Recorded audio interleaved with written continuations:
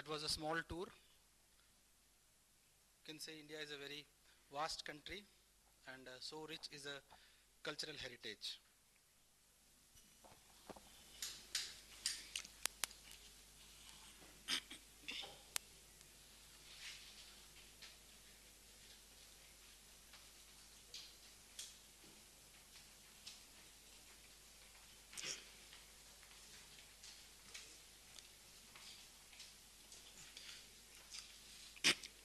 I am Ramanchandra Pradeep Kumar, faculty at IIIT Hyderabad. Welcome you all to the inaugural of annual lecture series to celebrate World Heritage Day. This event being organized is in association with Indian Concrete Institute, Association of Consulting Civil Engineers, and Indian Association of Structural Engineers. To mark the beginning of this series, we are starting with a distinguished lecture by Professor R.N. Iyengar on Engineering Heritage of Ancient India, Historical Overview. So I request Professor Narayan Iyengar, Chief Guest and the Speaker of the Day to come on to the stage. Also, it is my pleasure to invite Dr. R.K. Chadda, scientist at NGRI and today's guest of honor to occupy the dais. I request Professor Vasudev Verma, Dean R&D, IIIT Hyderabad, to escort the dignitaries.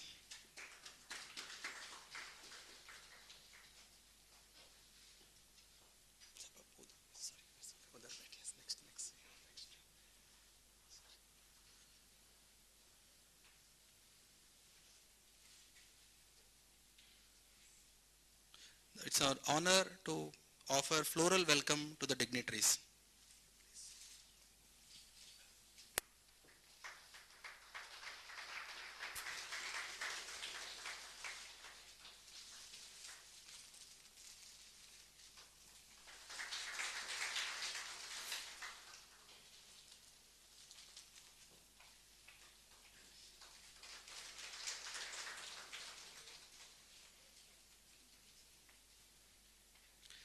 Tamasoma Jyotirgamaya. Knowledge leads us from darkness to the light. As a symbol, we start our today's program with Jyoti Prajwalan by the dignitaries, followed by Saraswati Vandana.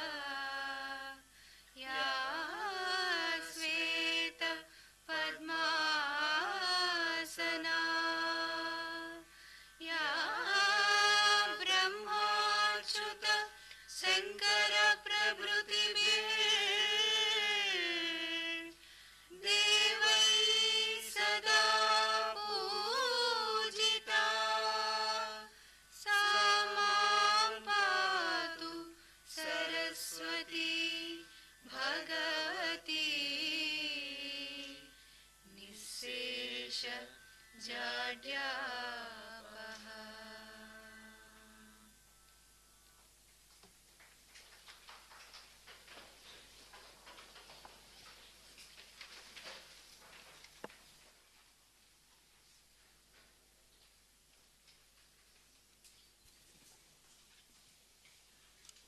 World heritage is the shared wealth of humankind. Protecting and preserving this valuable asset demands the collective efforts of the community world over. This special day offers an opportunity to raise the public awareness about the diversity of cultural heritage and the efforts that are required to protect and conserve it, as well as draw attention to its vulnerability. In this line, Earthquake Engineering Research Center at IIIT Hyderabad announces an annual lecture series on this World Heritage Day. So this is the first of its kind, means first lecture in the series. Now I request Professor Vasudev Verma, Dean R&D of IIIT Hyderabad, to talk about research activities, particularly on interdisciplinary areas in the institute. And my warm welcome to the distinguished speakers and the guests, and also the IIIT family. I will spend very little time in talking about the kind of activities that are happening in IIIT Hyderabad. But the moment you hear about IIIT, it is not just the IT or electronics or computer science that come to mind. We here are involved in several activities that connect seemingly different, distinct disciplines, and then building bridges between various disciplines. So for example, we are very excited about connecting computer science with linguistics, connecting computer science with natural sciences, connecting computer science with structural engineering. Similarly, all electronics and communications kind of core areas with interdisciplinary or other disciplinary activities such as healthcare, education, so on and so forth. So we believe in building a university with a stronghold in core technologies that are related to information technology, and then expanding that to organically influence areas like earthquake engineering or power or education or healthcare, agriculture. So there are various activities within the institution that are actually taking this kind of an exploratory path, and then you can see tremendous success over the past 15 years that IIIT Hyderabad as a research institution was able to achieve. There are several projects, there are several awards that were received by IIIT Hyderabad, especially in the interdisciplinary areas. So for example, we are also proud of the kind of core research and then educational programs that we have started. For example, coming to heritage, coming to culture, the very powerful program that we have, very strong program, is on exact humanities. So bridging the gap between the virtual world and the real world, and then studying the real world, or whether it is the study of society or the study of heritage, study of culture, and then also doing some kind of, bringing in some kind of an exactness to this is one of the very few institutions in the world take up such a challenging kind of an activity, and very happy that IIIT Hyderabad is one among them. And similarly, today you've seen all the work that is done by the EERC group, the kind of work that they are doing with various parts in India, in various parts within India to understand various activities to various natural disasters and so on, and then to actually build systems that will sort of help us to take actions in a faster way and so on. So I'm very happy to sort of see this activity, and then wishing you all the best in continuing this activity further. Thank you very much for this opportunity. Thanks, Vasu. Yeah. Now I would like to speak few words on why this activity. Okay. So it is not yet another activity, but it is very, very important activity. And I wish that this activity, this kind of activity as a lecture series should continue in other colleges in other states. The reason behind that is, like, safety of heritage structures is different from safety of other structures. And not much has been done so far in this line. Mitigation of heritage structures is more important than their post-event disaster management.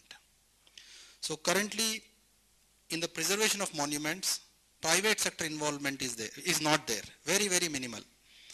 And in the government sector, Government of India, that is Archaeological Survey of India, and few state departments, that is Archaeological Survey of State, they alone are interested.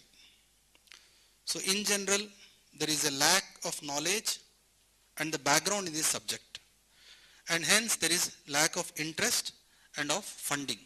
So the main factor is interest and the driving factor is funding. But to complicate this matter further, no institute in India, unlike European countries, they're not offering any courses on other building materials other than concrete and steel. So this complicates the matter. Then while conservation architects and archaeologists are involved actively in conservation of heritage structures, but the involvement of civil engineers and structural engineers is not much. So for this, we need coordinated efforts. Coordinated effort by civil structural engineers and other engineering groups along with scientists.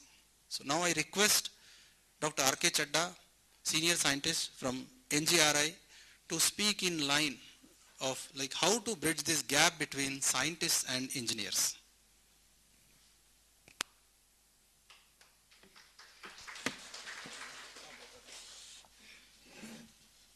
Professor Iyengar, Vasu, Pradeep, invitees and friends.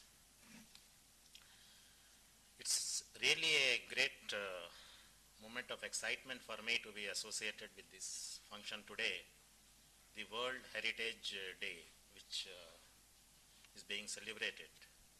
And I must compliment first Professor Pradeep to start this series of lectures and inviting Professor Iyengar. I think it's a very apt choice to begin with such an activity. While watching the movie what was being shown just now, I was just spellbound. I felt as if we are having a Bharat Darshan. So I must really, really compliment Pradeep, to you and your student. I'm sure your students must have done this job. And it will be better if you put this on your website so that everybody can have the opportunity to see this. As citizens of the country, I think we are duty bound to preserve our rich heritage, what our forefathers and much earlier, which have come to us. And while preserving this, it becomes very, very important that people with different skills, people from different faculties, scientists, engineers, architects, they have to come together to see that these things are preserved. We did this exercise in Hyderabad, beginning with Charminar. At NGRI, we did some work where we are trying to see the impact of the traffic around Charminar, the vehicular traffic, and the impact of that on the structure. Then later on, of course, the Buddha statue which was put in the tank bund on that rock, we did some stability survey and these kind of things. But very recently, we took up a heritage structure, Ramappa temple. I was just seeing that in the movie. I think probably that was the first time when we as scientists, I am basically a seismologist, my colleague Dr. Sri Nagesh, we work together on this kind of problems. So we as seismologists and Professor Pradeep from the engineering side, this Ramappa temple, 800 years old or so, there was a tunnel which was being excavated very close to that, maybe about 800 or 900 meters away from that structure, and they were doing some blasting. There was a real threat to the temple. That was the feeling that if they do this blasting to make the tunnel, the structure may come down. It is in really very bad shape. So for this, we came together and put our collective wisdom using the expertise from seismology and also from the engineering side. Then we try to do some studies with our equipment, and we have to tell these people to have a little diversion and what's the basic minimum safe distance they can have, because we have to have development and this preservation both have to go hand in hand. So it becomes very, very important that we use our knowledge so that these structures are also preserved as the progress goes on. Then we also did a lot of work in Himalaya. We see those Buddhist, what do they call, temples, pagodas and monasteries, we were in Leh, and we have a network of stations, not only India. So many of these heritage structures we were trying to do, but earlier we were doing only as seismologists. But now that being in Hyderabad and the kind of collaboration, especially when Pradeep took over, he has very wonderful ideas. My feeling is he thinks out of the box. So many new things came up, and then we started doing this kind of things so that our rich heritage is preserved. And I feel that this kind of activity is just the beginning, and we are going to make a lot of progress, and also many new structures which need the attention of the scientist, and we have to do our bit. So with this, I'll say, just now they mentioned that in this college maybe you have arts and multidisciplinary things you are trying to do that. So maybe I'll just finish by saying that if science is the heart of anything, then culture and heritage and this thing, they are the soul of this thing. Thank you very much.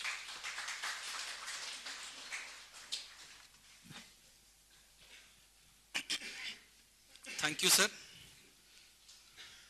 So before we listen to Professor Iyengar, let me introduce him to the audience. It is really my proud privilege to let you know about Professor Iyengar. So he's a renowned civil engineer, known world over for his contributions. And he was with IISc, Indian Institute of Science, for about 4 decades. And as a director, he worked as a director for a brief period of CBRI, Central Building Research Institute. So Government of India has started 3 major institutes addressing the need of roti, need of makan, and need of kapda. So one such issue, one such need was makan, and then he was able director of Central Building Research Institute, which is located at Roorkee. And he was the editor of Sadhana. Okay, so most of you, if you are working in sciences and engineering, it's a very good journal published by Indian Academy of Sciences. And presently he is at Jain University as a director for Center for Disaster Mitigation. And apart from this, he is also widely recognized for his work on history of science. And another important thing is, I think he is one of the very few members who is fellow of 3 academies, 3 national academics. That is fellow of Indian Academy of Sciences, fellow of Indian National Academy of Engineering, and fellow of National Academy of Sciences. And he was awarded the Alexander von Humboldt Fellowship, and is a recipient of Sir Mokshagundam Vishweshwaraya Award by Government of Karnataka for his lifetime contributions for science and technology. And he has held various distinguished professor positions in different universities in India and abroad. Abroad there are many. And also the connection with me. So we share one common area, that is earthquake engineering. So while I was a student of earthquake engineering at IIT Kanpur, and also at University of Tokyo. I really admired his work because he led several post-earthquake reconnaissance team. So post-earthquake reconnaissance team is a post-earthquake work is a very important work, because in earthquakes, conducting experiment, earthquake itself is experiment, and finding out what are the shortcomings of the buildings. So you need very meticulous look that where is the mistake, and even if structure is standing, why it is standing, or in next earthquake whether it will fall. So he has published wonderful reports, and like with this I would like to invite Professor Narayana Iyengar for his talk.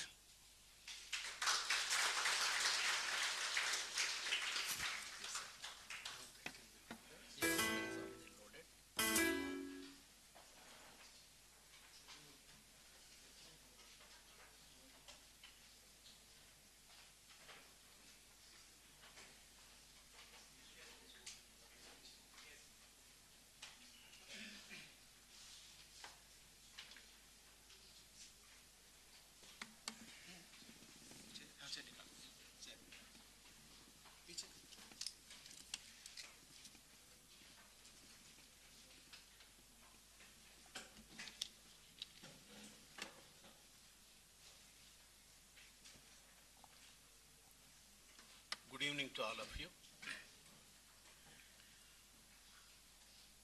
I'm really overwhelmed and in fact honored by the invitation extended to me by this institution, IIIT, which is a very well-known institution.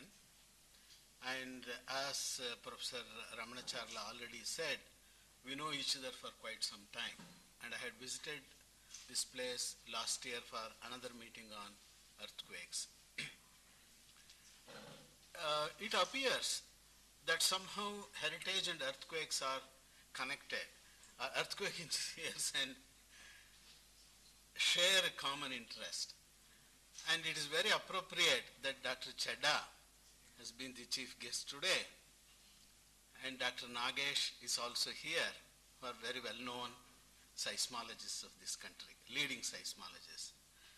I say this because very unexpectedly, Dr. Chedda spoke about the importance of science and engineering, or science and engineers coming together, and he gave an excellent example of the positive work which is being done.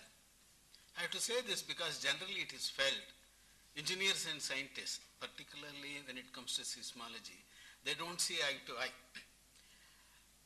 That may be so because of various other reasons, and it is always important that we should be differing when it comes to science. That is how things progress.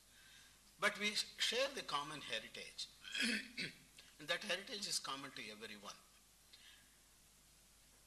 But earthquakes, they don't occur very often, and heritage is not created also very often. They share a long return period, in fact. And if you see the history of the world, where cultures change or civilizations change, earthquakes play a very big role. When people migrate and go to another region, many times it is due to earthquakes. This has not been recognized so well by historians, particularly in our country, because historians generally, we have all been exposed to the history of this country in our schools and colleges. We study it in terms of kings, wars, then, Aryans coming or not coming. A variety of such things is what is being discussed. Whereas in cultural history, earthquakes play a very big role, and that is where, very rightly, the Earthquake Engineering Research Center has started an activity where heritage structures are also being studied. It may be interesting to say why I got interested in this kind of work. Is there any special reason? I will come to that. I can skip this slide perhaps because the punch has been taken away already by Pradeep. He showed a series of wonderful structures. And the ambience of that was also so nice, the background music, the color, the people, and the intermix of various thoughts. That is the colonial period, the Mughal period, the most ancient period, except one he missed, fortunately, which I am going to show. So he already showed, he has given a beautiful background to my talk. We all understand what is heritage, what is culture. In our own way we understand it. It is inherited. It has been again and again said by both Dr. Chadha and Dr. Pradeep. And it is actually an interdisciplinary area because it is understood in different ways, Professor Verma was mentioning. Now, why should we be interested? We get interested in our own way. Now, I got interested in this due to earthquakes. How? I'll just give a short anecdote which happened to me, even though generally as common people, I was also interested in history. That is different. But I decided that I had to spend some quality time on studying the ancient history. See, the talk itself is about engineering of ancient India. So there are a few words which I will not define, but slowly you will come to know what I mean by it. You know the famous 1993 Latur earthquake. All of us are aware of it, at least most of us are aware of it, caused extensive damage in Maharashtra, an unexpected area, led to a lot of controversies because it was supposed to be a stable continental region, whatever may be the definition of it right now. Before 1993, people said no earthquakes will occur there, and even the IS 1893, the famous book for earthquake engineers for design, it showed zero hazard in that region. That means no earthquakes are going to occur. But all of that changed overnight. Now, Government of India had a commission appointed, and for the reason that Pradeep said that I had done some post-earthquake investigation and published, this commission wanted to hear me also, my opinion. So a meeting was held in Bangalore where very leading seismologists, American seismologists, Broun had come and several others from NGR and other places were also present. And one of the American scientists raised an issue. You people have such a long history, at least you claim you have 3,000 years of history or 4,000 years of history.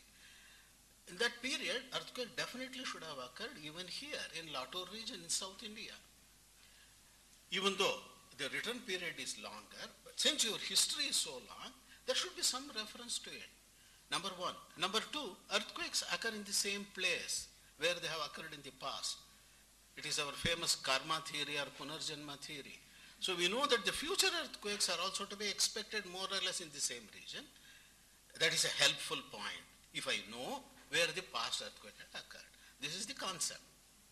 Now, of course, in the meeting nobody said anything on it because nobody knew anything about ancient earthquakes in that region. I went back because of my claimed little bit of knowledge in Sanskrit. I said, okay, I will go and see the literature. He gave an example also of a wonderful work done by the famous seismologist. You remember his name? Cambridge man, the Imperial College man. He has published on, he was Gaur's. No, not Bilham. His colleague, Ambrasis, a Greek fellow, who has written a wonderful book on the Mediterranean earthquakes, tracing earthquakes, important earthquakes, for 2,000 years. He has prepared a catalog. And he has written another book also on the Egyptian and that region, the Middle East region also. And he was working on the Indian side, I heard, but he passed away. Now, the concept was that if you look into your ancient literature, the Greeks have done it, why not the Indians? Was finally, the thrust of his argument. So I went back and saw, and of course, Brihat Samhita is a wonderful book. All of us know it. English translations are available. He has given a full chapter, a long chapter on earthquakes, and many people wrongly think that using that earthquakes can be predicted, which is utterly wrong, that apart, and he has given some signs for earthquakes, all not original at all, and he picked up all of that from his more ancient people. The more ancient people, he mentions them also. One was Parashara.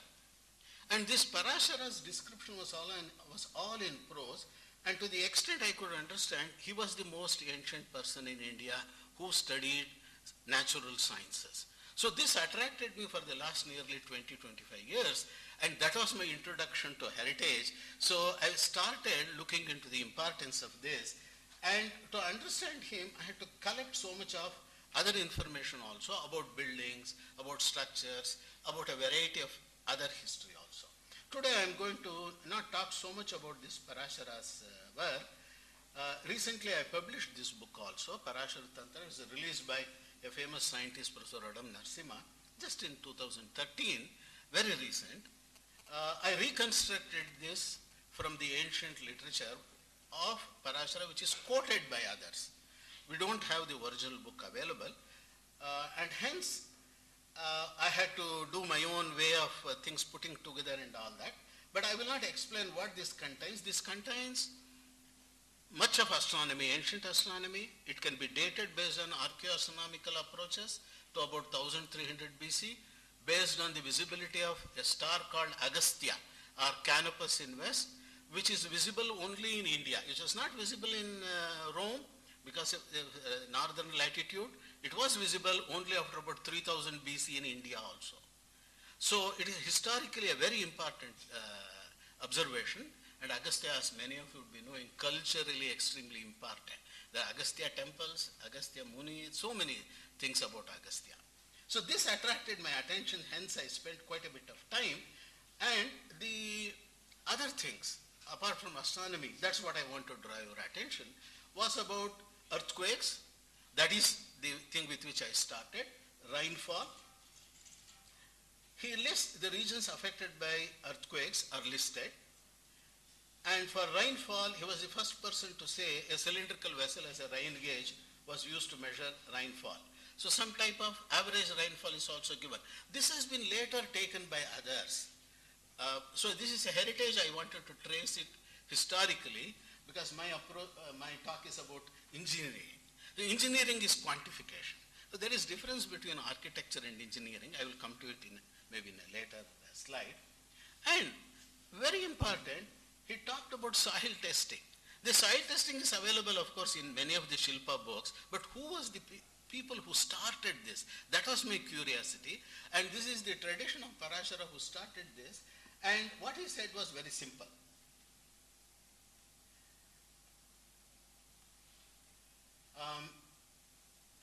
It's here. So simply dig a pit and fill it up with water. Leave for some time, the 100 nimesha. Nimesha is one wink of the eye, it is not minute. And then see whether water is retained or not. It's a porosity, it's a kind of porosity measurement. Or you put back the dug up soil back and see whether everything goes inside or something remains on the top. Then it's a good soil. He was not satisfied with it. He wanted to say the density of the soil. So I will not go into what are these measures, Pala and Adaka, but for one Adaka is something like you can say a basket. What should be the weight? That is a density measurement. So if it measures this much, he says it's a good one. This is the self-bearing capacity concept even today which is used based on the density of the soil. Now, when I come to engineering, now engineering and structures, which already Dr. Pradeep has introduced, they are very well understood. I'm taking engineering to be civil engineering here. I'm not, because when it comes to heritage, at least metallurgy is extremely important. Enormous amount of things to be said about metallurgy in this country, starting from the most ancient period, about 5,000 years back. Now, structures, of course, are buildings. They can be bridges, they can be dams, they can be roads. Now, what is meant by history of Indian engineering? Generally, in recent times, in a lighter way, I have put up this. So in civil engineering meetings, people say civil engineering started in Guindy College in Madras. I will say, no, it started in Roorkee. Somebody will say, the Bengalis will say, no, it started in Shibpur. But I'm not talking of this kind of things. I am talking of more ancient period, starting with the Harappan. If possible, I will touch upon something on the Vedic things. Whether Vedic is earlier or Harappan is earlier, I don't know. I will not get into that controversy here. Like Mauryan, Magadhan, Gupta may not be in the same order, but in some order.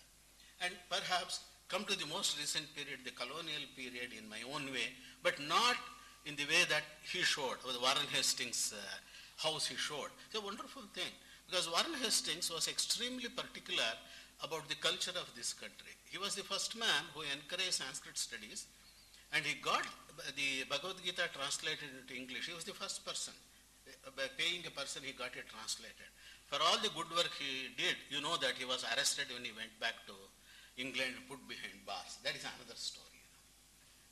Now, heritage is an abstract concept, according to me. It is like beauty, it is abstract.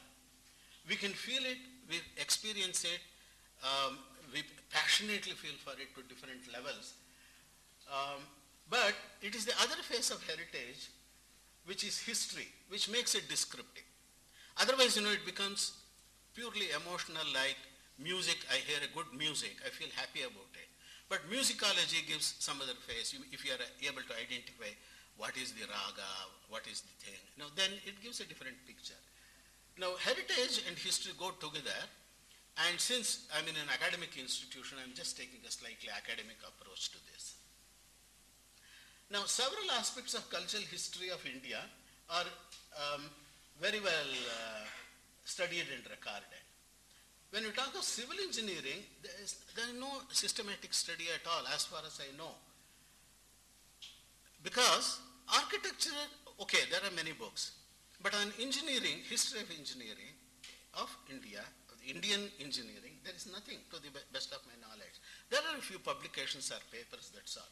Why I say this? Generally, all this heritage is pushed under the umbrella of architecture. I have no objection or dissent with this. There may be architects also here. I have no dissent on that.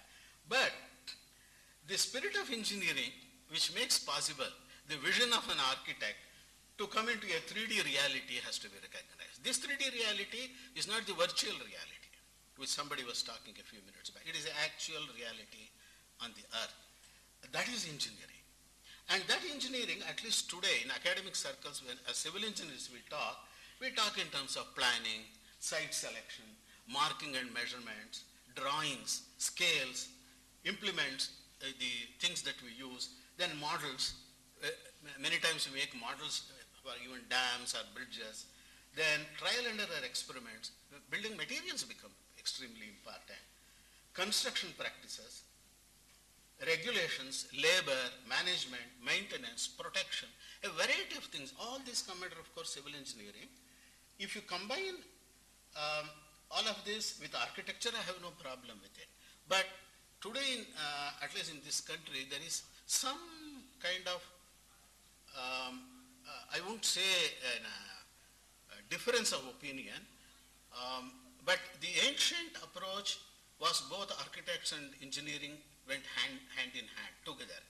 Whereas today that doesn't seem to be happening except in some smaller circles in a particular way. I will not get into that.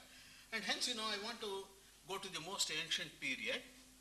This is the Indus Valley civilization map that I am showing. Now, the Indus Valley civilization, as it is generally called, today, of course, it is called the Indus Saraswati Valley civilization, because a new thing has happened. We have got another heritage in the last about 30, 40 years, which we have got back, that is the heritage of a river. Now, I have to say this because heritage, when we talk, it need not be just buildings. I include sites, rivers, even hills, maybe trees, variety of things. They all form heritage. And what comes to civil engineering is what I am trying to show. Sites are extremely important. Rivers are important. Now, this Indus Valley, the concept that there was a civilization in this country known only for nearly the last 100 years. Only in around 1920 we came to know about Mohenjo-daro and Harappa. Otherwise, the more ancient history, particularly when I talk of ancient history, it is the Sanskrit and Vedas which come into mind. and what Max Muller wrote and others, they went only up to about 1500 BC in their books. That is how they started, and they postulated that Aryans came from outside and all that. But time-wise, they started only from 1500 BC. So, if you want to understand the engineering history in this country, people in those days, they would only start from about 1500 BC and then say there was nothing. They would start engineering history only from the Magadha period, that is around 500 BC, the Buddhist, the Mauryan and the Buddhist architecture. That is how it would start. Even in the book by Fletcher and others, that is how it has started.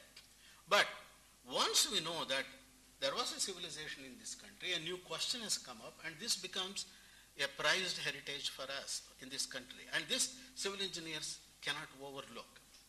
There are more than about 1,000 sites which have been identified so far, and only about nearly 100, 96 have been so far excavated. The remaining, another, you can see how many are remaining. More than 900 sites are yet to be studied.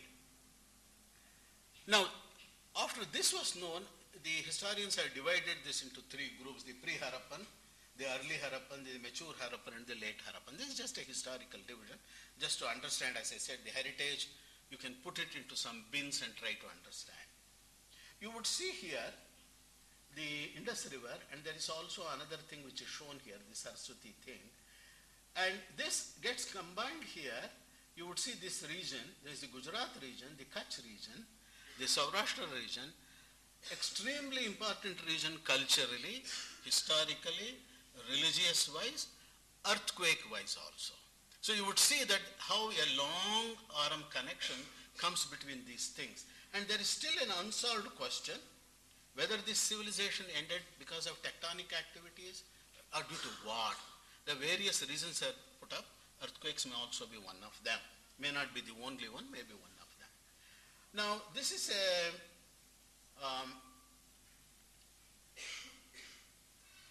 view of Mohenjo-daro. Many of you would have seen it. Some of these I have taken from the web, some of this from R.S. Bisht, a famous archaeologist, my good friend. I will come to Bisht's work later on. You would see that there is a huge tank here. This is a bathing tank. This is called the Great Bath, and there are other well-planned city-like structure. In its heydays, Mohenjo-daro was supposed to have had about 40 to 50,000 population, and a very interesting thing comes out of this. And this is what engineering is all about. It's a very special kind of engineering. They did not have great structures like the pyramids or many other huge structures. They had one of the things called the citadel, which was perhaps the largest which one could imagine. But now, today, you can't see the vertical thing. You can only see the horizontal. But I will show you later on some of the more important things which they have gone underground also. And they were extremely well known for their waterworks and their town planning.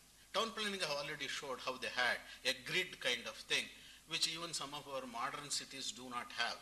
Our roads are curved and they go in all directions, whereas they had something like an extend by kind of grid oriented in the east-west, nearly east-west direction, which is supposed to have some astronomical connection, but I will not go into the astronomical connection right now. They had wells, and the number of wells, you see what they had. The one well per 3 houses. So in other words, there were more than 700 wells in one city, in Mohenjo-daro city itself. And the wells were like this, which I have shown here. Extremely well built wells.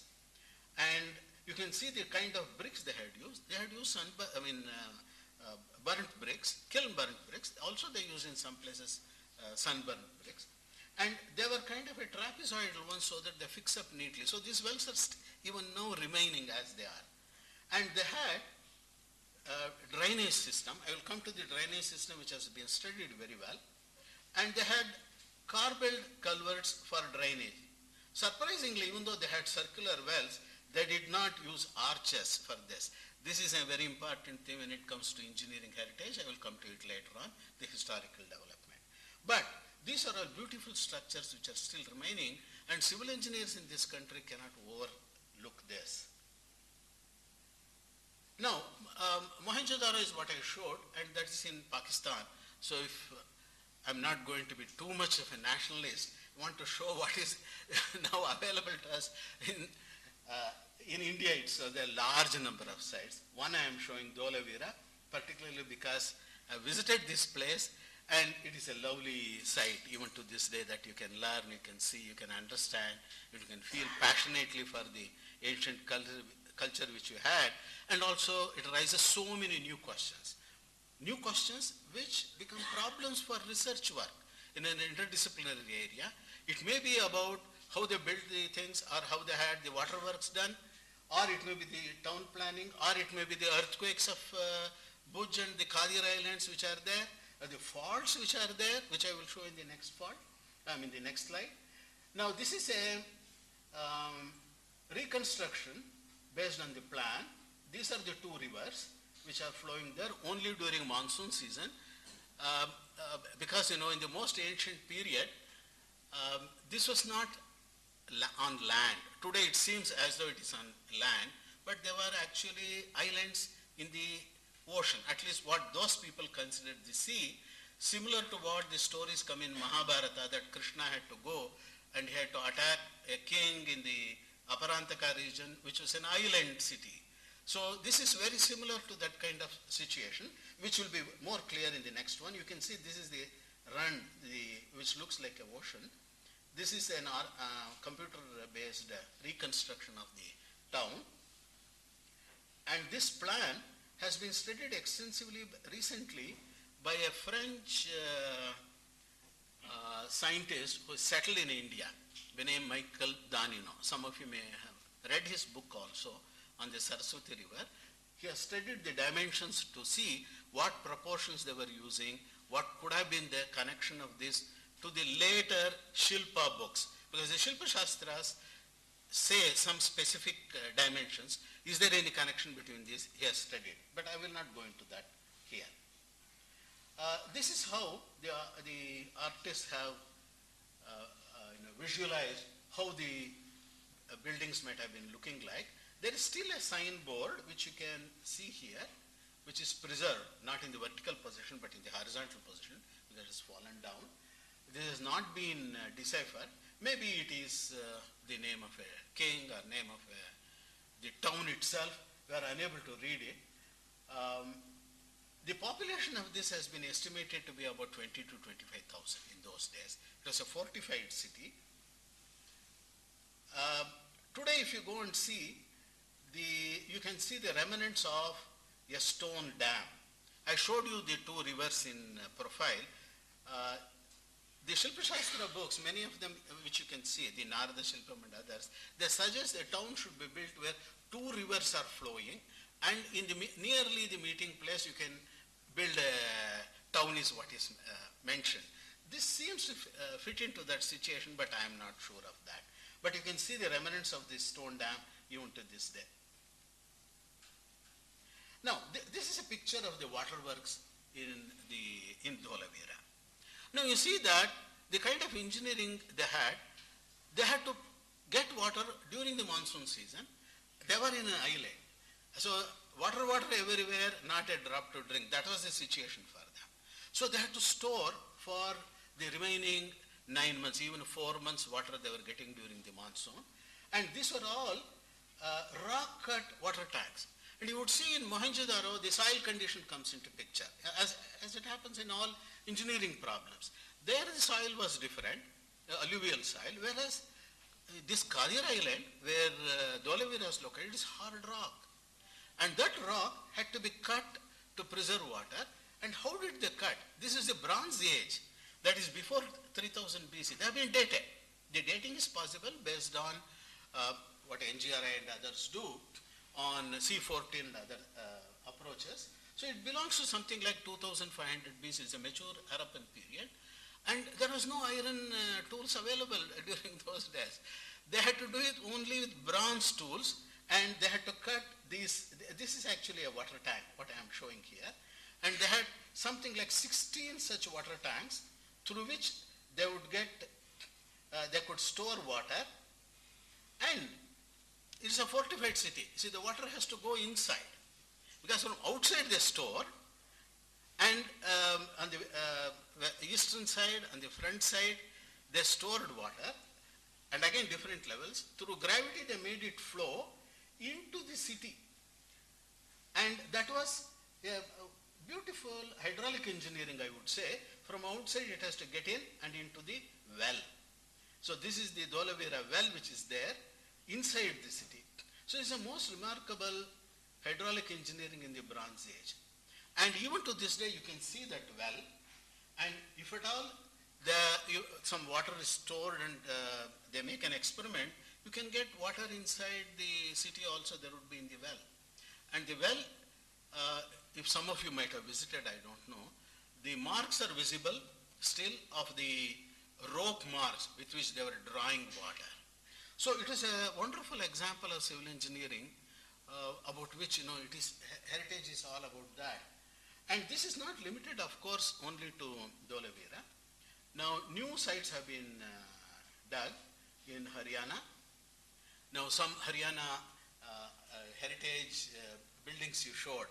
This is also a heritage belonging to Haryana. And Rajasthan, Kalibangan. You can see stiffeners. We talk of stiffeners. Now, they had radial stiffeners because the soil condition there is such that it would cave inside. And of course, they had kind of a trapezoidal bricks so that it fills up properly, but nevertheless, I think it was caving inside, and hence they had to, caving outside, they had to have stiffeners for this. Now, this is considered the first time in the world where water was transported vertically for human use. Now, carrying water from the rivers, as in Mesopotamia and other places, is quite well known. You can carry it horizontally through channels, that is also known, but you have to take it vertically from the bottom, from the ground itself. So it's the first time in humankind known history this has happened in the Harappan or the Indus-Saraswati Valley civilization.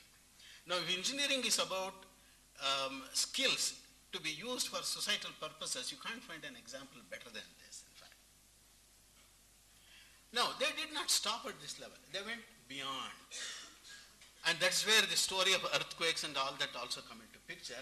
This is an artist's picture of Lothal. Lothal was their trading center in the Bronze Age, where variety of things were manufactured and they were exported. It is said to Mesopotamia. And how did they do it, and all is a mystery still being studied. I will not go into all these details, but all this slowly from 1900 BC onwards started deteriorating. And there have been telltale examples of this, or evidences of this slowly deteriorating even here. Archaeologists will tell you more about that. And this correlated with the drying up of the Saraswati river. Now, of course, Lothal is very near Ahmedabad. It is landlocked. But in the ancient time, it was a port exporting goods to Middle East. Now, what is the story of engineering here? Today, something is landlocked, but 4,000 years back, it was a port, means the sea level has changed on the coast. And before I come to the sea level, there is an interspersed slide here by an archaeologist, a very famous person by name Jensen. This is a published paper in the World Archaeology on archaeology of public health. So public health was the most important concept in the Indus Valley civilization. We have so many other concepts. Today maybe money is the concept, getting elected is the most important thing, whatever it may be. They had public health as the most important thing. And this is now recognized the world over, that there is nothing else corresponding to this anywhere on the face of the earth, even that. So this is the conclusion that he wants to give. Bathing and toilet facilities. The level of technical accomplishment and sheer frequency of bathing platforms in Mohenjo-daro make them unique in ancient world. Even in Mesopotamia, where the use of a standard size brick can be paralleled in the Harappa culture, such bathing facilities were practically unknown. They were not taking bath. Whereas the people here may be bathing 3 times a daily, as many do even now. So we don't know. And not only that, you see the sewage system, which we have neglected so much in the last several centuries. An astonishing feat of civil engineering achieved by this culture 4,000 years ago is a network of effluent drains built of brick masonry along the streets of Mohenjo-daro. Same thing is valid for all cities of that culture.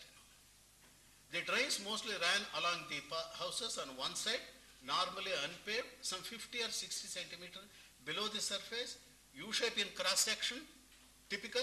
The sides and bottom drains were built with bricks, etc., and so on and so forth.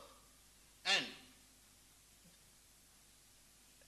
this was unparalleled, he says, till the Romans came 2000 years later. So the civil engineering normally worldwide starts with the Romans, the traditional civil engineering history.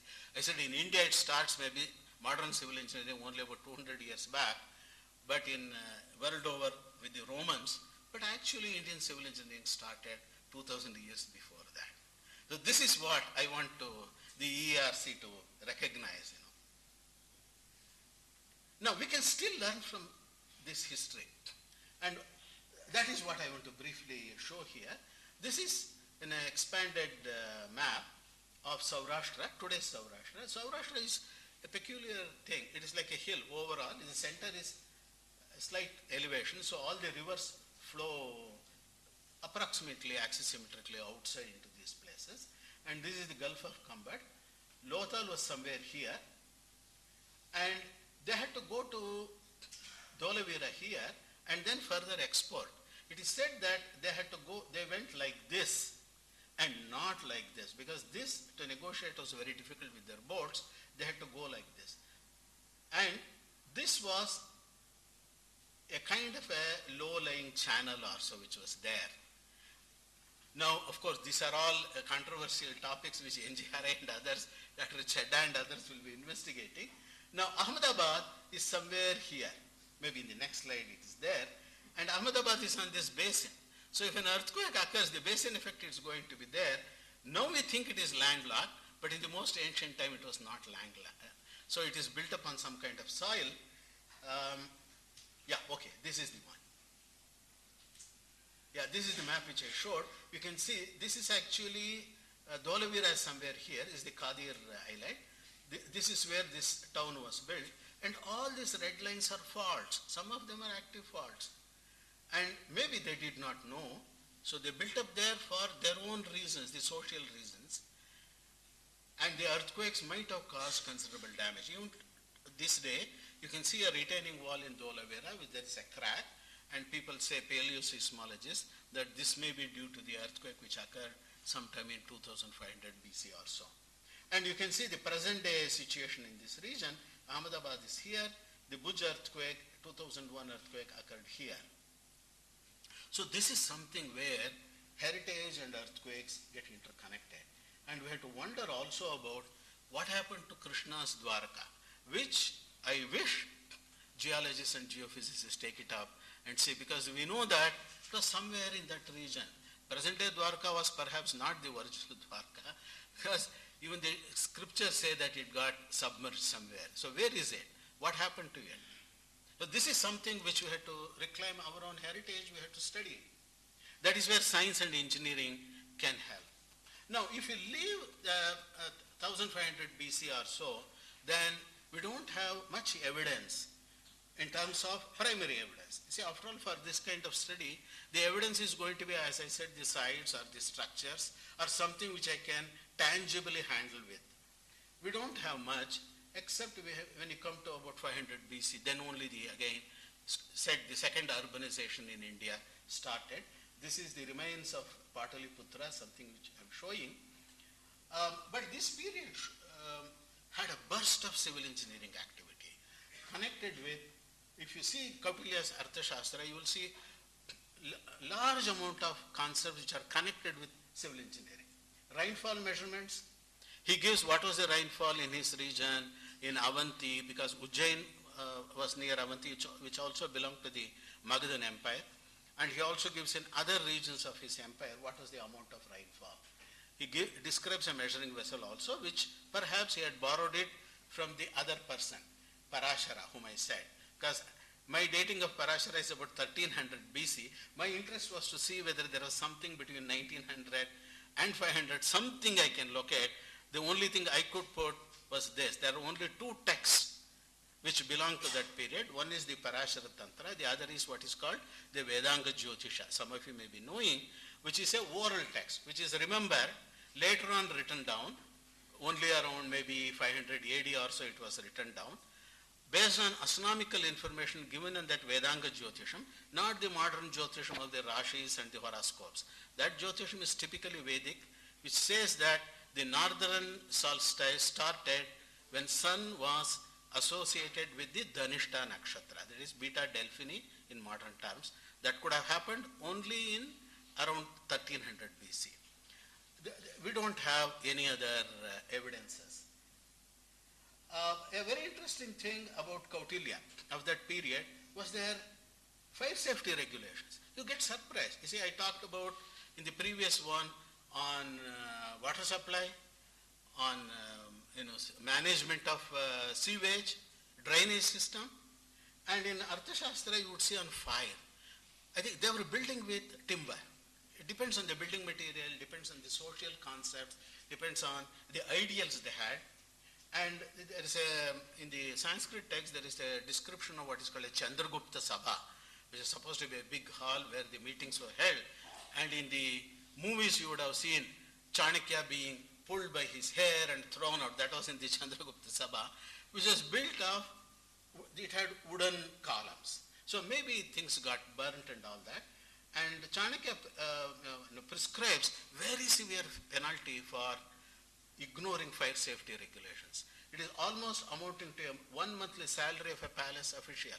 He may be an ordinary person, but he has to pay that much if he ignores, if he doesn't keep a long rope, he doesn't keep a pickaxe and other things which are required, and if he doesn't keep 100 pots of water near his house, if he is a goldsmith or an ironsmith, he has to do all of that. Otherwise, this was the kind of punishment.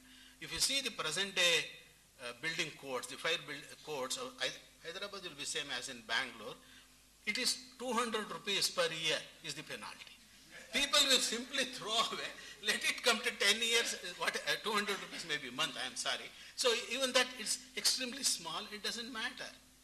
Now you see how engineering is important in management and in maintenance. Now if you proceed a little bit further, people have tried, archaeologists have tried quite a bit, and a very famous archaeologist by name B.B. Lal, he decided that since we talk of so much of history, heritage, culture, and we say of Mahabharata, Ramayana and all that, say that Mahabharata occurred in 3100 BC, Kali Yuga, blah, blah, all of that, he decided he will excavate the Mahabharata sites and the Ramayana sites and see what we are going to get. I will not go into the controversy of Ayodhya and other things. What he found was in a place called Sringaverapura, which is mentioned in the Ramayana, as you know, that is where Guha, Rama embraced the king Guha, the tribal king Guha.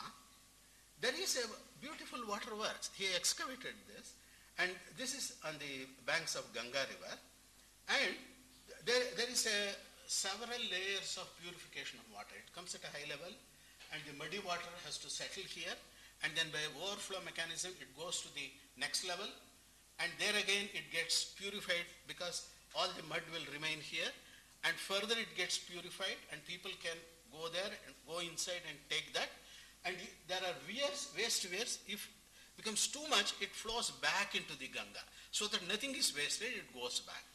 And this kind of system has to be studied. There may be many others, but because of the concentration of population in that region, it may not be possible to find out all of this. So what I'm trying to impress upon here is the civil engineering in this country has been doing with earth and water. The earth, Mother Earth, so important, and water, again, for life. These are the two things which bother, and this has to bother us even to this day. These have to be the prime movers, earth and water. Now, burnt bricks were used in this period, and very interesting things come up if you actually look into these things and try to put them together. The geometry concerned in bricks, we don't have any other thing, but in the literature it is available. So there is a connection between text and practice has to be done. As today, between education and practice has to be done, between the textbooks and final practice has to be done, then also something was happening, and at least that is how we can study. So the Vedic literature, you find a lot of concepts on geometry, which would have been used perhaps for construction by others. Maybe the Sthapatis used it, we don't know. And in fact, it's a very important heritage when I talk. It is the human heritage also is important. And that heritage somehow is being ignored in our time at least. The Sthapatis are somehow ignored. And the cultural knowledge they carry is enormous. And you would be surprised, they know more civil engineering corresponding to what they're doing than all of us put together. And that knowledge has to be preserved. Maybe it's secret, they don't want to give it out, maybe, but somehow this has to come out. Anyway, this was the relationship of what is so-called Pythagoras triangle. This was already known, and there was a lot of information, mathematical information available in what is called the Shulba Sutras. I will not go into these details because rational numbers, irrational numbers were discussed. They knew that square root of 2 cannot be obtained with infinite accuracy. So they would say that 5 decimal accuracy it has been given, not in decimal things, but as fractions it has been given. And bricks of various shapes they decided.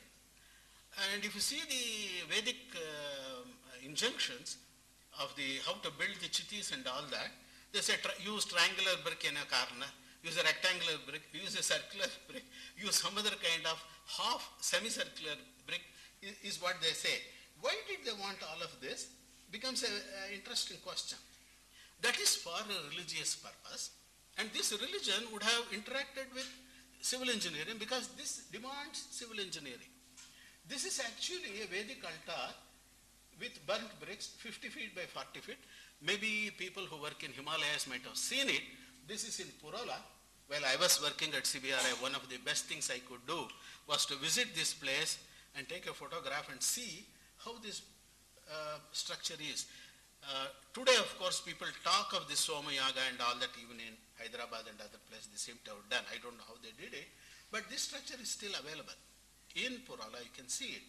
And the kind of geometry that is required, the kind of civil engineering that is required, because they have to burn bricks in the kiln. They built it near a place called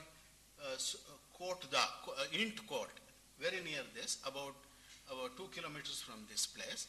And they had specially ordered bricks of different shapes for this, which maybe even architects may do it today, but they had already doing this in 1st century BC, because this has been dated based on the remains, because there was a animal sacrifice in that place. Based on it, they have dated. It was the Shunga period. Now, I will quickly proceed further because I shouldn't be taking more than another 15 minutes maybe. There is a large literature on Vastu Shastra. I will not go into these details. There is a book called Narada Shilpam, which is yet to be edited and translated. Collected a manuscript of this. Maybe some engineer would be interested, because he suggests about foundation laying, sluice gates, and other kinds of things. There are prescriptions in these books, like modern IS code. They are not design based, because in the modern design has come because of the Newtonian concept of force and other things. Those days they did not yet have that concept. They had some other kind of concept, but maybe based on trial and error, numbers are given. How a 7-storied building for a king should be built, what should be the ratio, how it should decrease so that for stability, what should be the size of a column, how it should taper, and what should be the size of the purlins that you have to put on the top. All these are available in the books even to this day. Now already he showed these things, so I will not go into the details of it. This is the Ajanta cave. But what is the engineering behind it? What is the concept behind it? The Shilpa books, as the civil engineering heritage continued in this country, they wanted things to be built forever, things which should stand forever. Maybe because in the Magadhan period and other periods they collapsed, they thought of different ways of doing it. And the books say you avoid joints in construction. Burnt bricks are better, stone is still better, but if you can avoid material, jointing material, because they also used mortar in some places, they found maybe they don't stand they get crushed or whatever. They said use stone without any binding material in between. That is only by gravity built. They came to the final conclusion, no, there should be no joints at all. How do you do it? The only things which remain till sun and moon remain are the mountains. So try with the mountains. Go to the rocks, say you build your things there in the rocks. And that is a fantastic concept, and you can say what has come out of it. And this is not just architecture. The shape of arc is there, which I said the Harappans didn't have. The shape is there, but this is not an arch construction. This is only the form. But the engineering here was different. So we should not mistake between form and the content.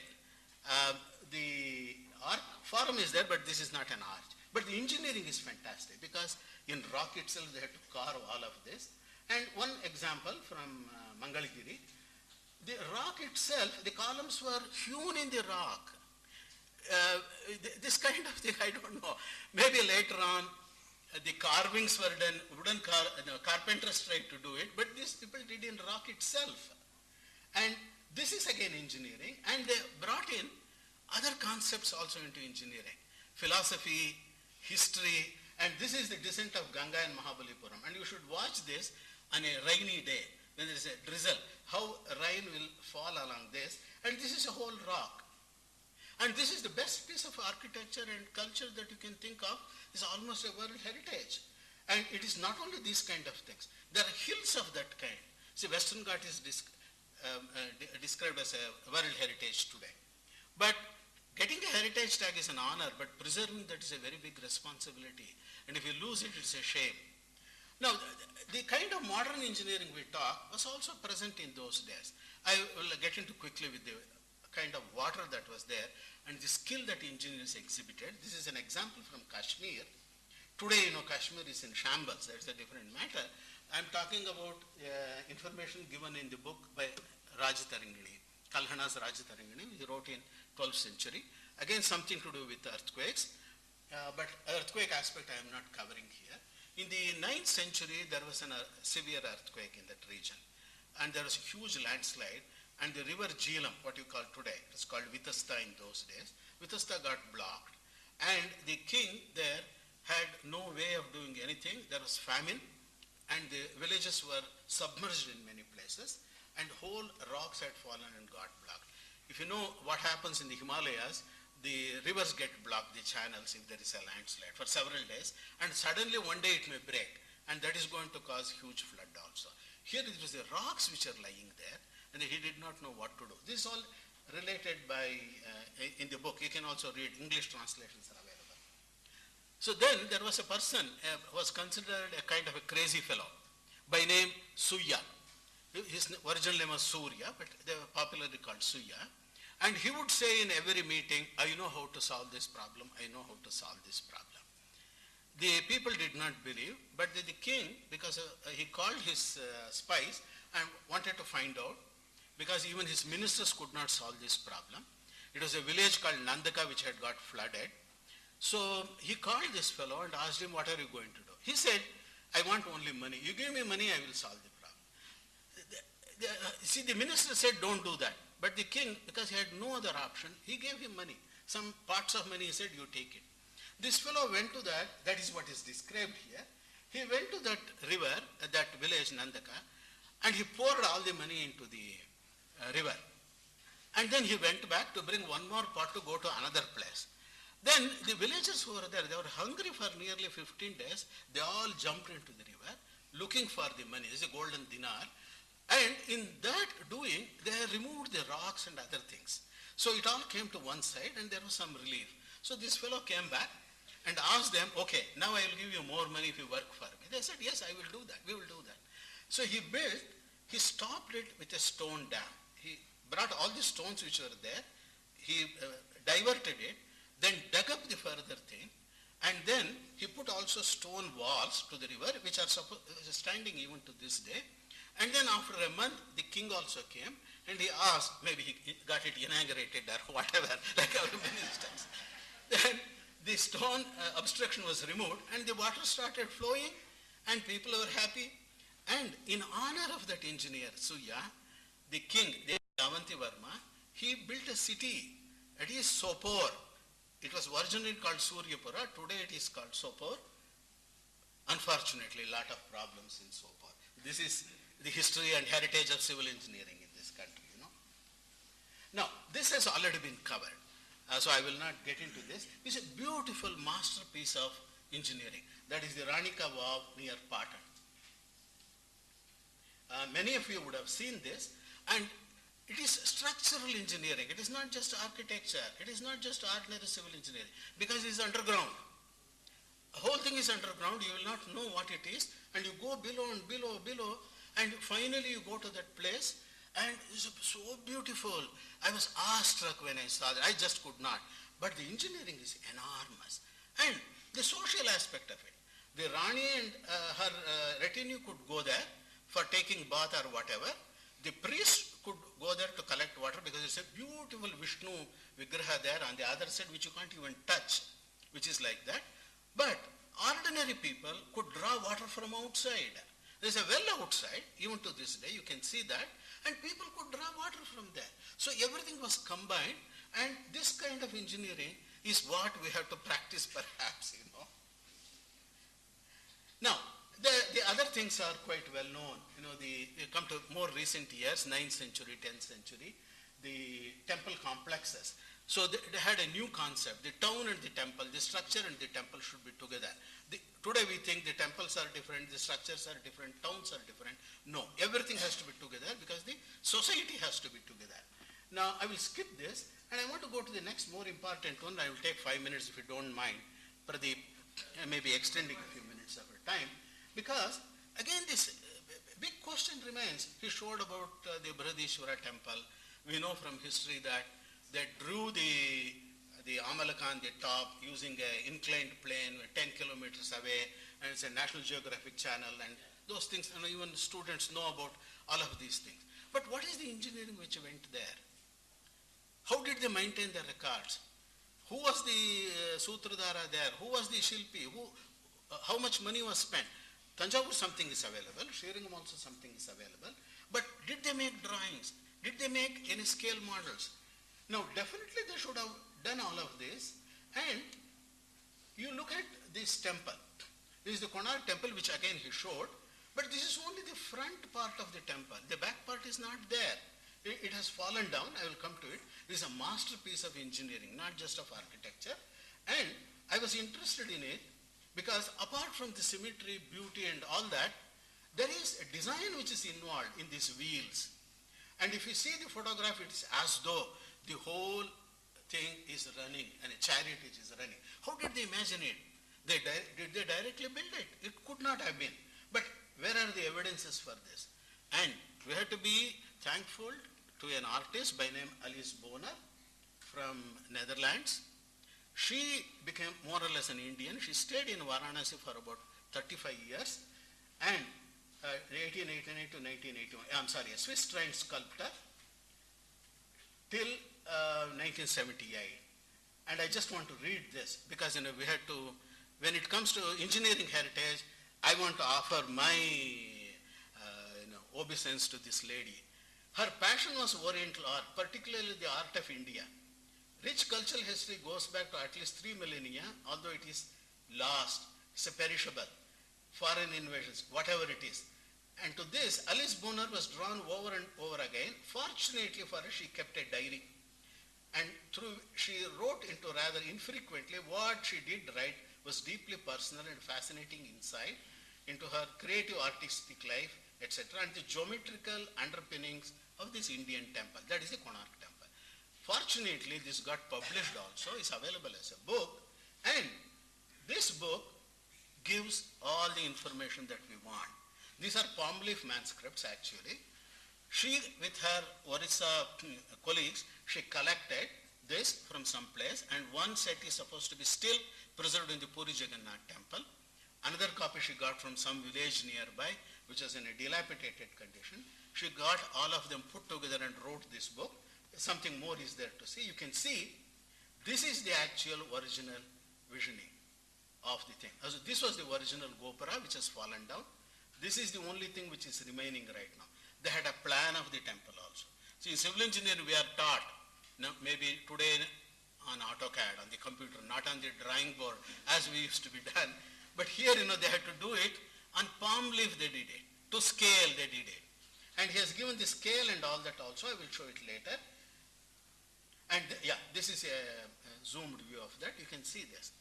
Only thing, when I look at it again and again, there seems to be a slight eccentricity in these two things, And maybe this could have been one of the reasons he didn't have this Sadashiva Mahapatra, the chief architect, he didn't have the concept of moment, bending moment or whatever, maybe, So that might have caused that. I will not go into that, but you can see. It is a chariot which is running, like a Rathotsava which is happening here. And he gives further details. It is, the engineering design is to such an extent, you can see how many things have to be there, what should be the pin at the center in stone, but it has to be a mechanical drawing. It's a perfect mechanical drawing he gives for almost every kind of detail, how the elephant should be there. He has drawn it. And this lady was interested, Alice Bonar, to see whether really the architect was converted into engineering. That means you can have something and drawing, but how do you do it in 3D? And she shows the evidences. This is the drawing, you can see it here. This is the drawing, you can see the photo here. This is the drawing of the pillar, you can see the Garuda Stamba here. And even the multiple faced animals, he drew it and he got them done here. And he is not stopping at that level. We are always bothered about the auditors and the accounts kept, particularly in buildings. These people kept wonderful account of this. And there is a full Sanskrit text available in this book. The translation is what I am showing. And is a site book.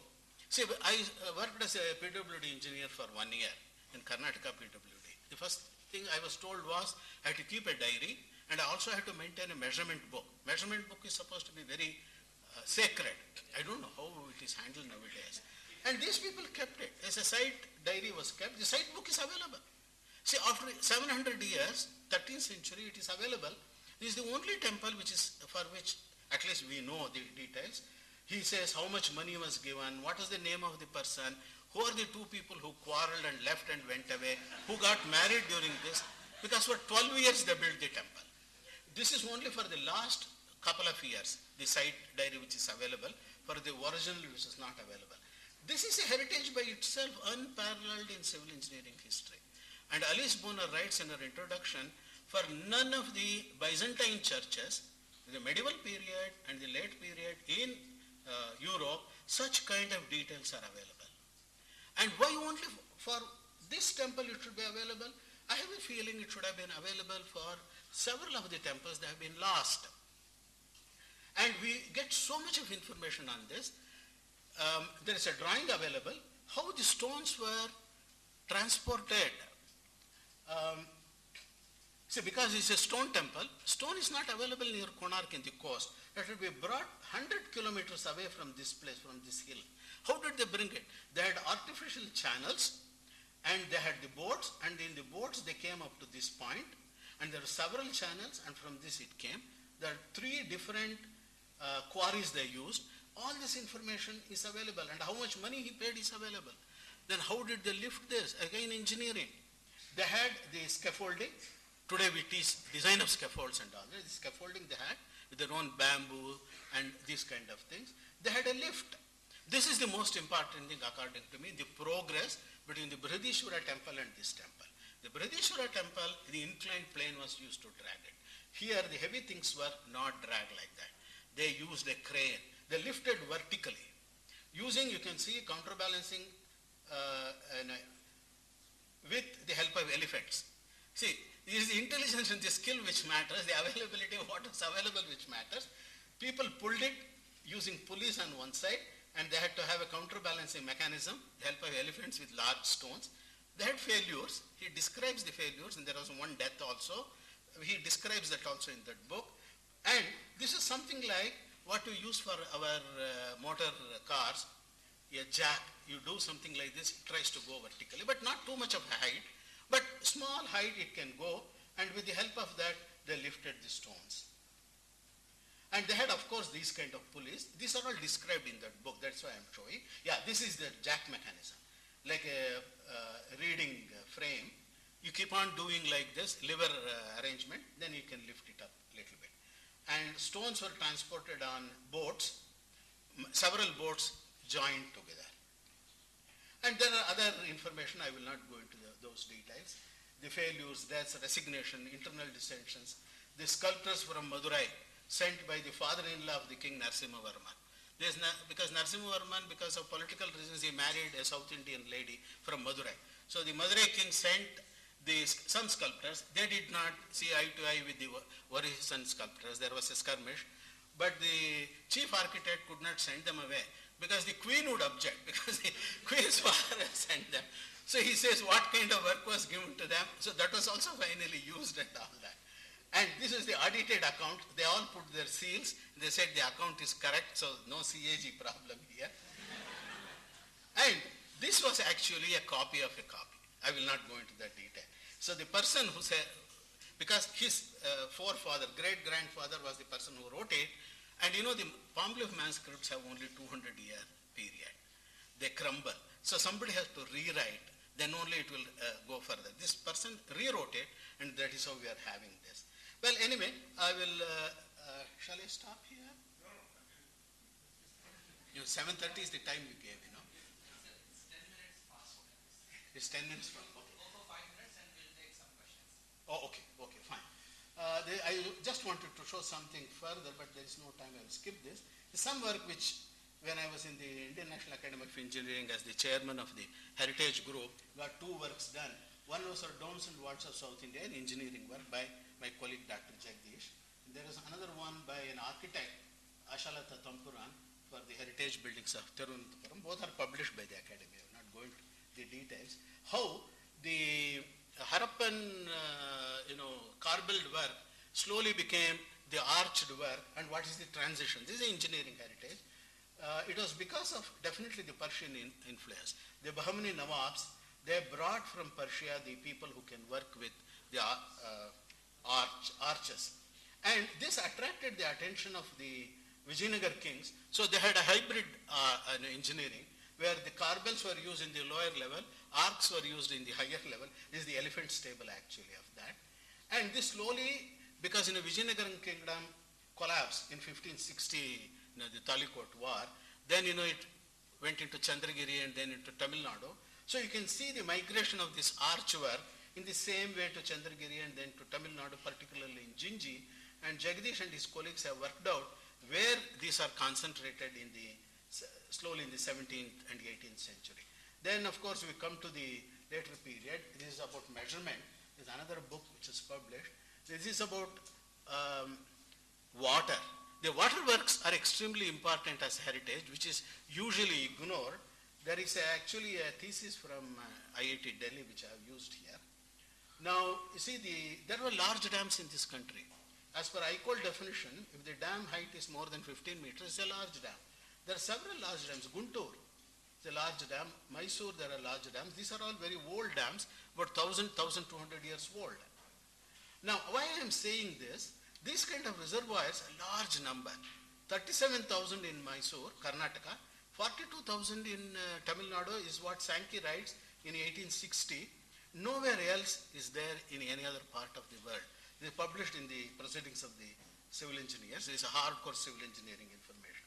And many interesting things happened during the colonial period. Now, Cotton is considered the doyen of engineering, also Godavari and so many things he did. And what did he write? He came here, see, when he was 18 years old, he came. In 1821, he wrote, born in 1803.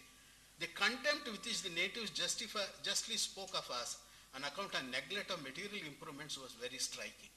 They say we were a kind of civilized savages, wonderfully expert about fighting, but so inferior to their great men that we would not even keep in repair the works they had constructed, much less even imitate them in extending the system. It is his own statement in one of the lectures he gave. He gave a series of lectures to engineers in London, but later on in 1874 he wrote, the natives don't have 1,000th part of our advantages. Why he said that, we will see that. all our ancient dams are not straight. The present day thinking is if the river is flowing, it has to be perpendicular to that. Never it was done. It was natural, and you can see they're all curved. And this is actually the plan of many of the dams. And this was done for a very special reason. No, I can't go into all the details. He gets into the plus and minus points of this. If they are curved, it follows the natural topography. And they are not at the same level from left side to right side.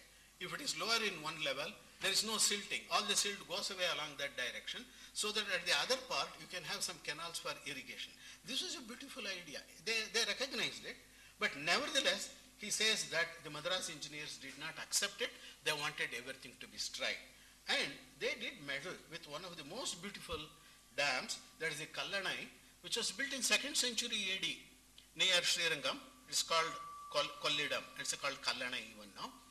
And it is a sinusoidal dam. In plan you can see how it is. It is not straight. It is curved. In plan it is curved. And it varies in its height variously, and there are several interesting things about this. And this, up to 1800 AD, 6 lakhs acres were, by only one branch of this Kaveri was irrigated. There was a problem in the 18th and 19th century because Tiruchinappalli was controlled by a Nawab, and the other side was controlled by the Tanjavur king of this dam. And the Shilpa Shastras very clearly say, don't build a dam near the end of your country. They did not realize in 2nd century, but this would get divided between Tanjavur and Tiruchinappalli, the same land, Tamil-speaking land. So what happened? The Raja of Tanjavur had to write to the East India Company a letter. It's in 1776, available still in the archives. So the Kaveri flowed to an extraordinary height, and the Nawab is not allowing us to repair on the other side, even though it was customary to do so upwards of 100 years, on the Tiruchinappalli side. So the water was flooding. Then, the British entered into this, and they had their own solution, and they meddled with this structure. And today, of course, it looks very nice, very beautifully colonial, but the original thing has been lost.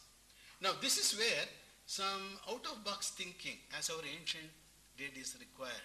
And I'm glad that Dr. Chadha mentioned that Pradeep has some out-of-box thinking. I'm very happy about it. Now, there was something on a Royal Society paper here.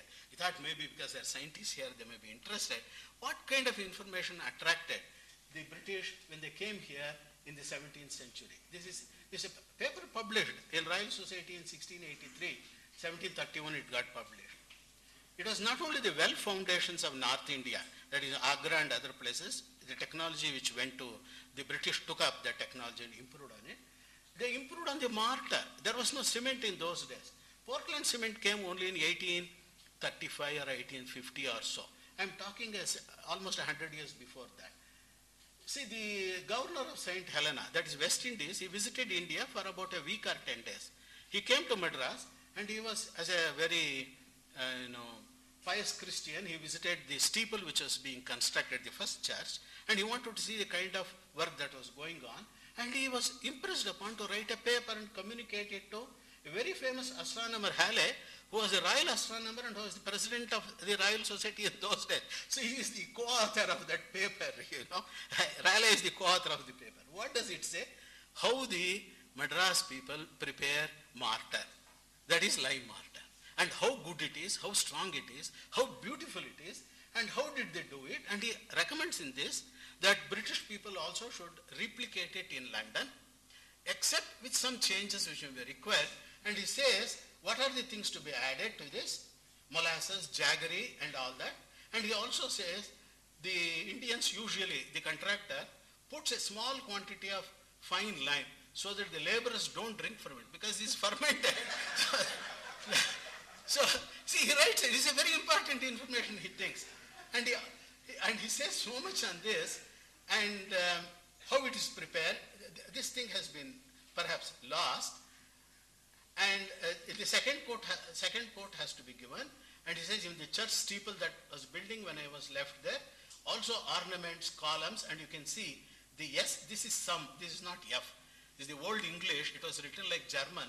So this is S, some ornaments as columns have to be taken. So it is thus made. The second quote has to be given. How you have to make it? he is advising Halak that it has to be done, you have to put some ghee into it. And if ghee is not available, he says also you can use some other kind of gingerly oil. You have to put buttermilk also into it.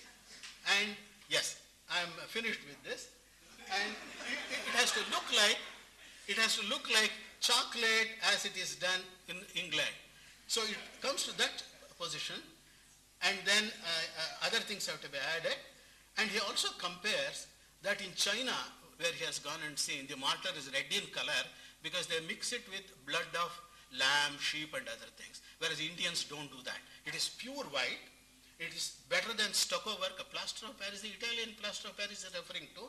And he says it is the best wainscot work with beauty. What is wainscot work? Many people may not know. It is the best English wood which is available, which you take the best polish in those days. It is better than that with mortar is what he says.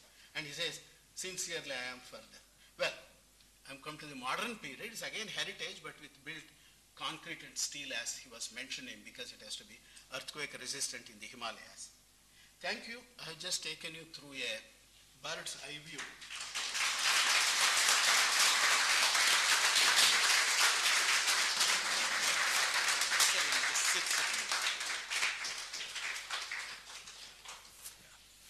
That was a wonderful lecture, sir.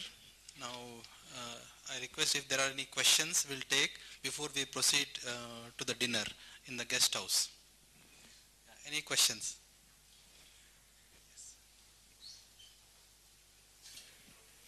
Yes.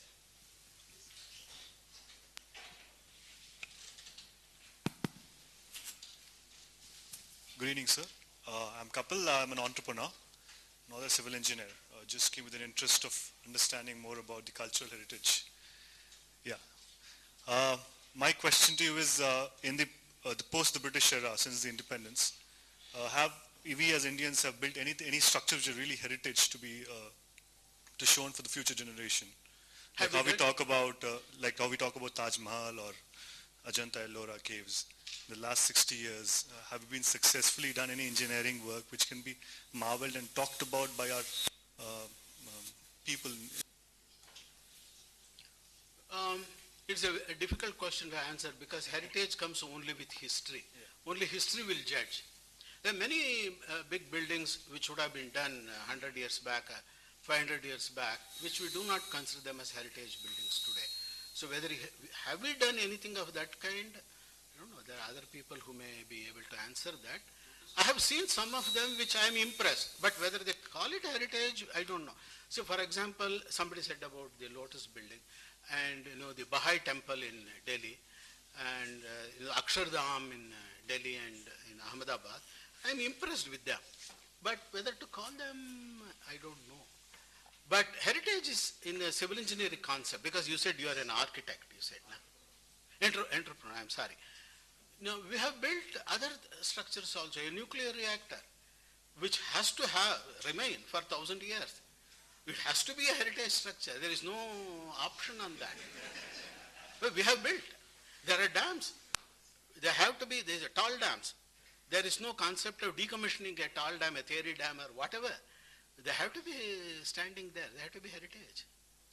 So I'm sure that we have built structures which will be considered as heritage structures after 100 years or 200 years. Yes.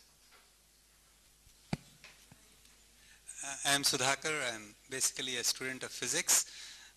This ancient Indian history fascinates me, particularly with reference to environmental conservation.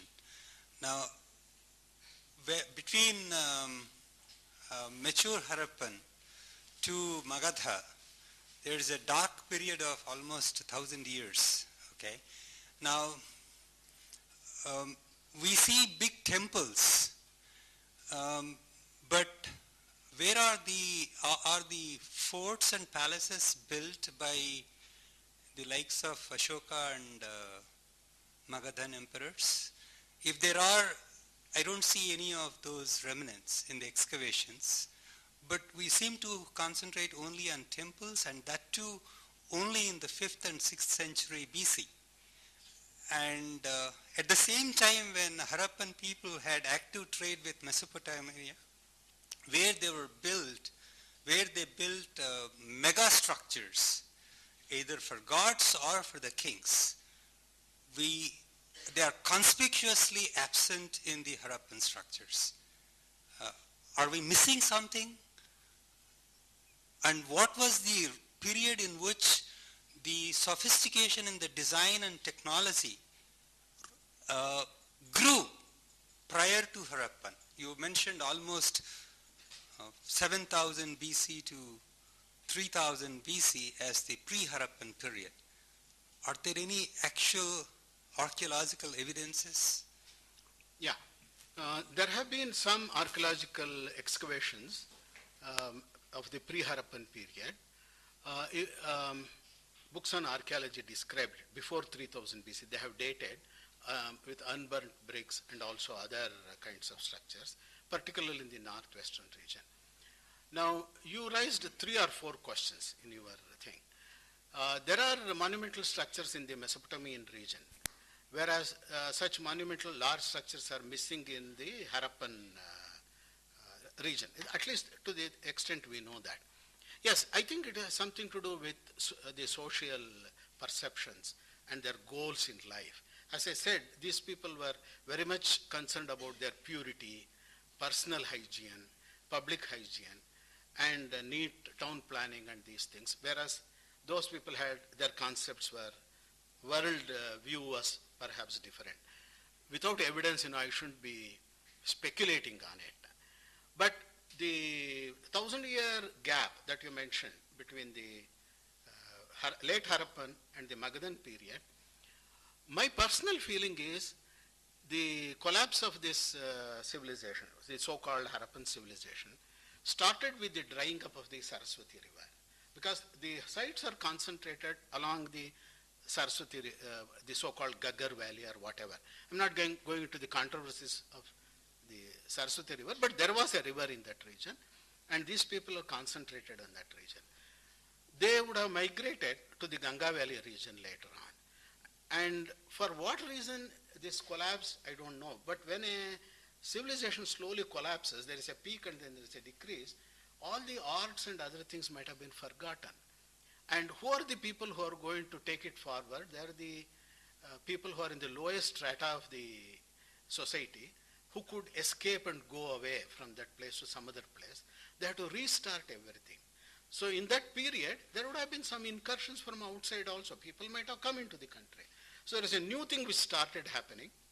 And that is how you would see around 500 BC, of course, the Buddha's time. Even in Nepal, in Lumbini, there have been some minor things which have been dug up, not big cities.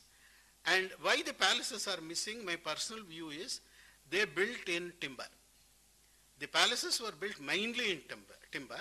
Like even in late period in Mysore, I know in 17th century the king's palace was in timber, which burnt in fire.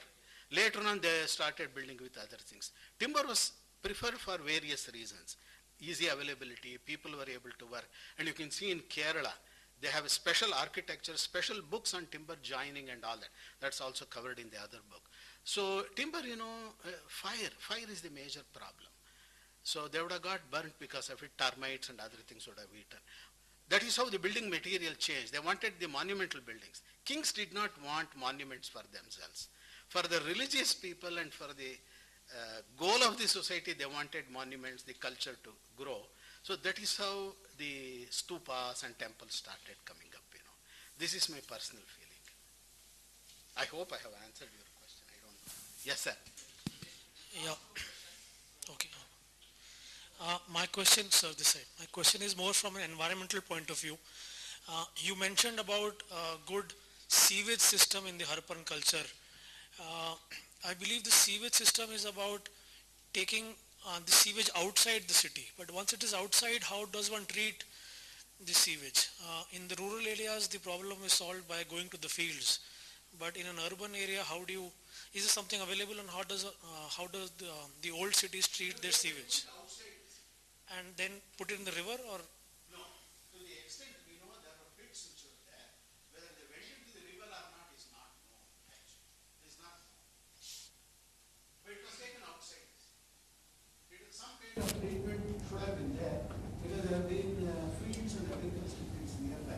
maybe they reside further. But this is a good question people have investigated this also. They had the toilets in their own houses, which in fact even in the Ganga Valley people have found out that there was vertical things, part over part over part over part, and maybe everything was going down in the alluvial side. Whereas in the other places it was going upstream.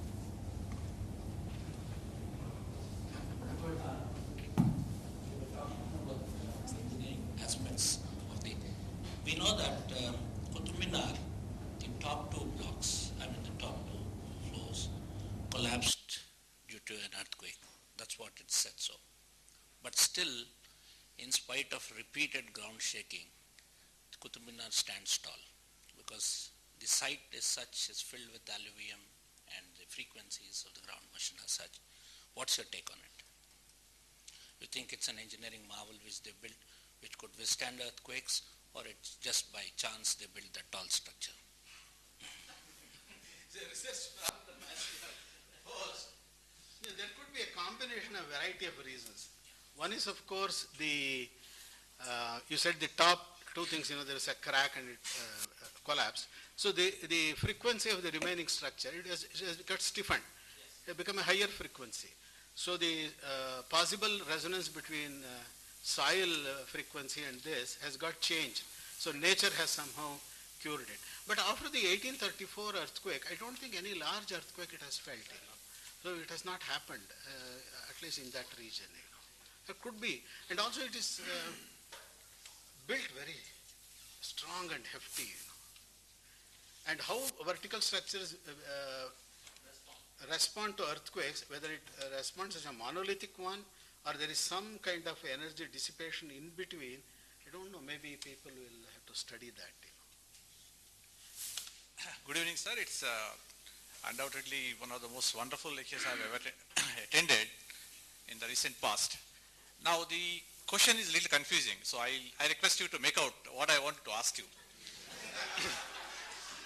In the sense, see, I am also ardent lover of the heritage and things like this, but I am always caught. Are we negating the modern evolution in the name of the past glorious things? Or evolution is a part of the nature?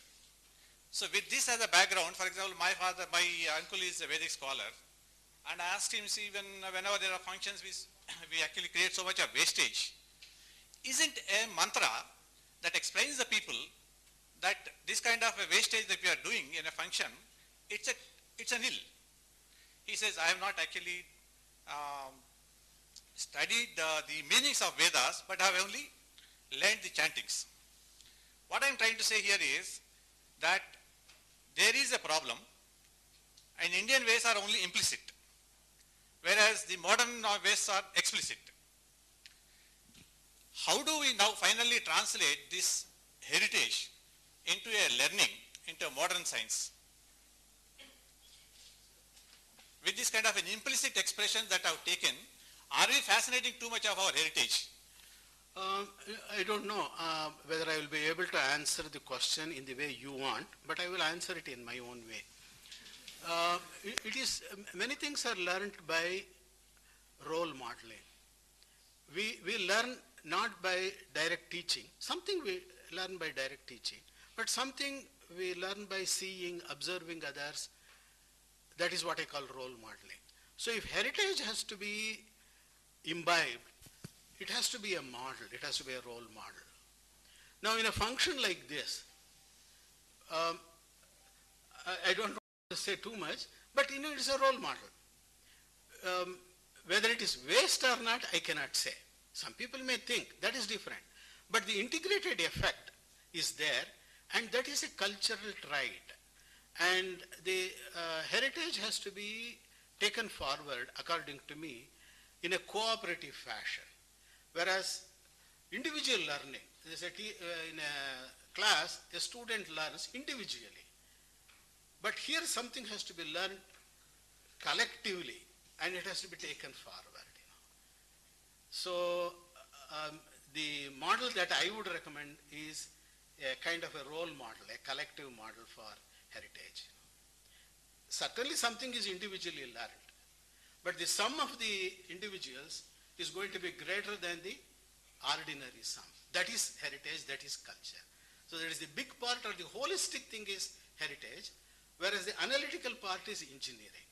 So I can take a beautiful piece of art and say this red color, this blue color, this is a thread, and I can remove everything. Then the art vanishes, but the material remains. But engineering, what I have shown here, is the waft and woof of that heritage. So that has to be combined. That is where the trick is. For example, Kodak used to say, from 100 kilometers they transported the stones. Okay, leave aside the means of transportation. But in today's modern engineering, it's not called green. In today's modern expression, that's not called green when you are transporting material from such long. That's the reason, to make it less controversial, I am not saying using the means of transportation, but bringing a material which is foreign to a place. No, I don't think so.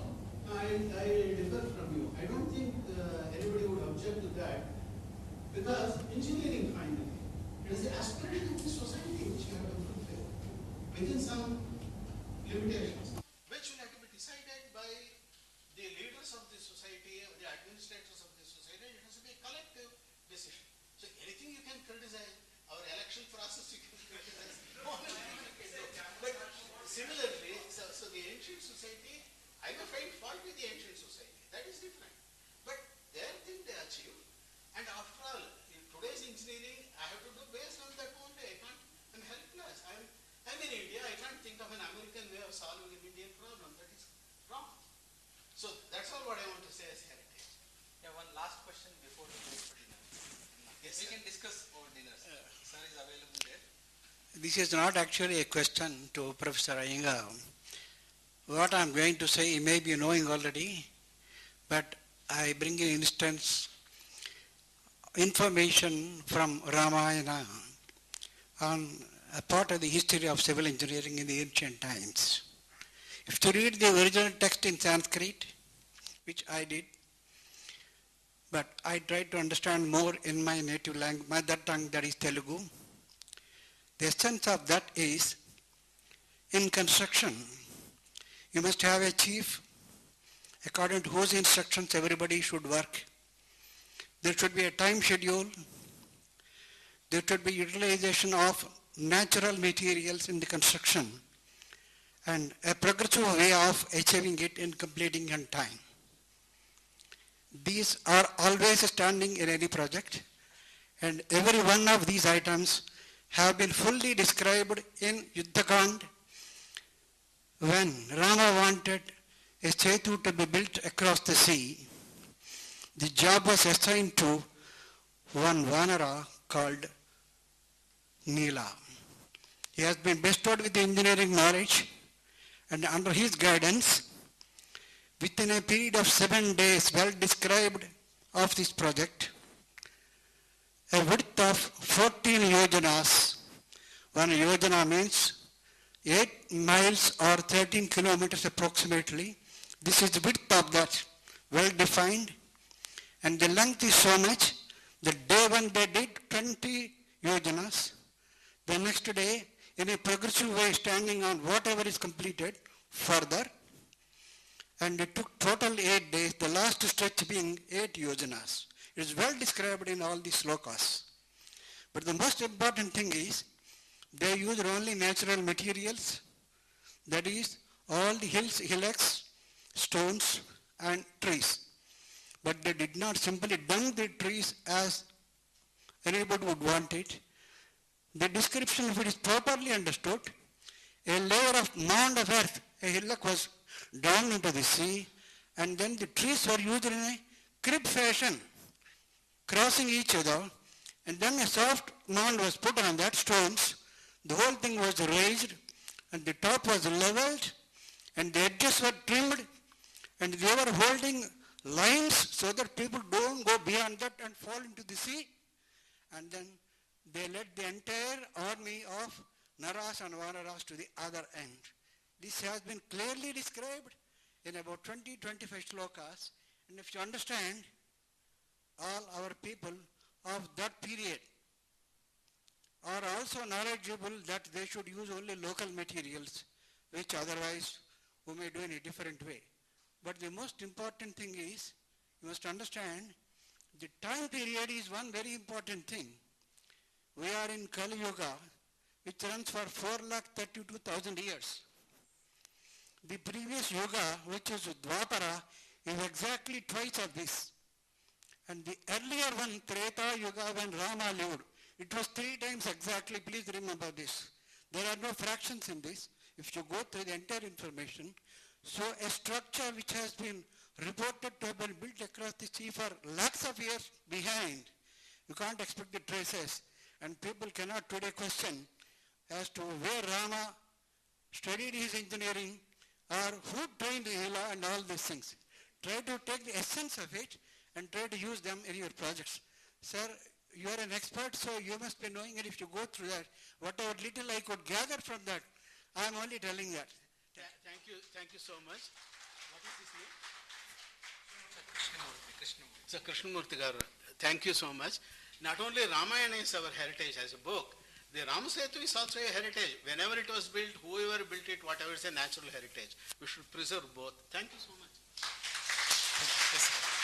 Thank you, sir. So it was wonderful interaction and question answer session. Now I request Professor Govindarajulu to felicitate the guest.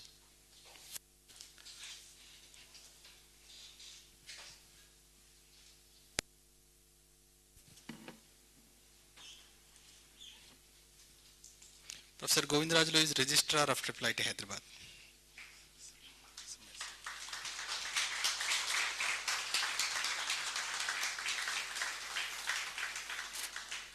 Now I invite you all for the dinner which is served in the guest house of IIIT. So you can follow our volunteers. Please.